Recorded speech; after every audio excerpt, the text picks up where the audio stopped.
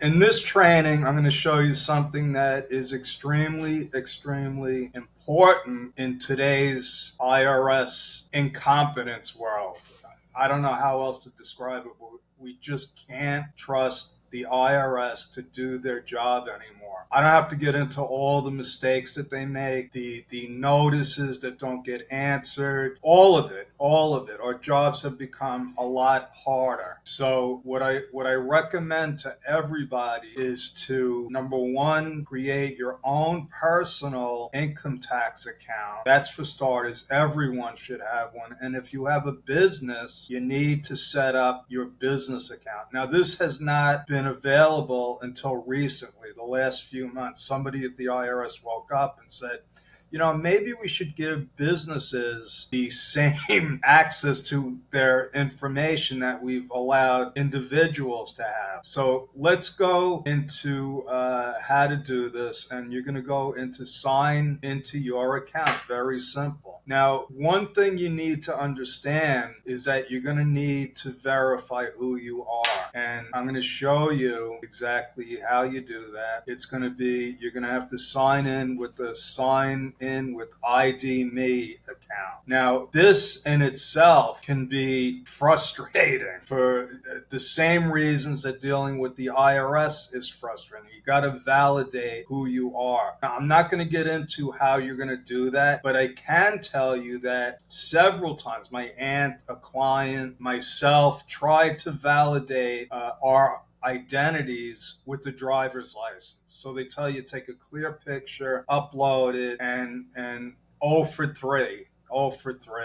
There are other ways to do it, but that's for a whole nother training. So let's see if I can get in this time, because a lot of times I get blocked, and it could be for a whole different set of reasons. Sometimes you have to clear out your cache. Sometimes you're better off going into an incognito mode. So now they're going to verify, text me. It seems like it's actually working this time. I just got the text. Let's put that in.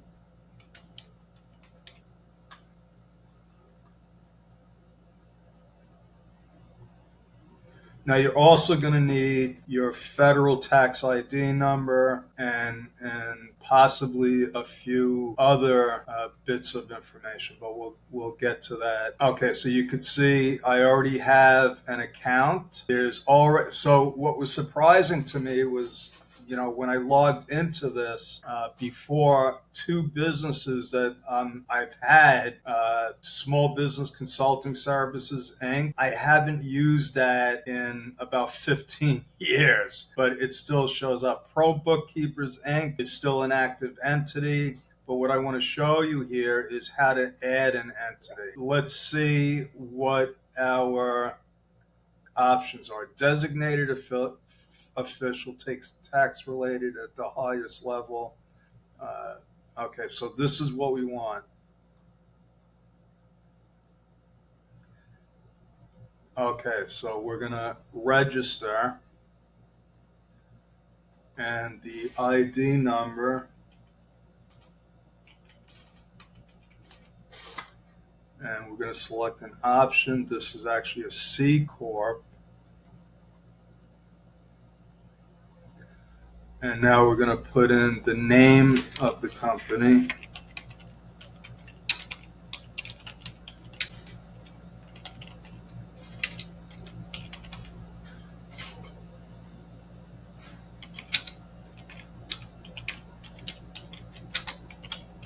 Now, I suggest when you do this, you don't allow it to autofill, because that's caused problems. Systems like it better when you actually type in the information. So, rather than trying to save a few seconds,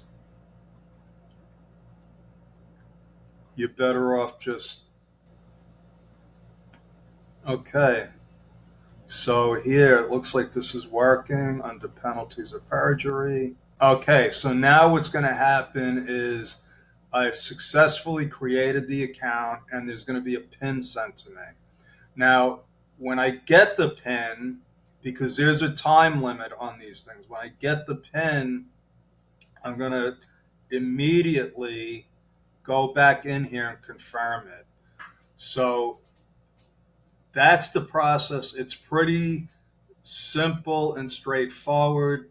The only obstacle are the technical things that are going to happen. So first before you do this, set up an ID Me account. Once you have that, you're going to go in there, if you haven't already, set up a personal account. And then the last thing you're going to do is go in there and set up your business account. Now, what'll happen is you'll be able to go in there and see exactly what's on the IRS's end. Okay. So for instance, we filed all our quarterly payroll tax returns for 2023. They were electronically filed. Well, I got a letter saying that the first quarter of 2023 was missing. So now I gotta, write a letter. I gotta send them a copy of the return. Hopefully, and I don't know this for sure, they're going to show it in here, and it's going to give me an option to resolve it. Uh, that's for a later episode, but for right now, I strongly encourage everyone to set up their IRS accounts so that when you get a letter, you can go in here and see what's going on, and then you can take appropriate action. Also, it's a good idea when you set this up to actually go in there and download and save all of your transcripts. Uh, you should share that with your accountant, and that's my story. I'm sticking with it.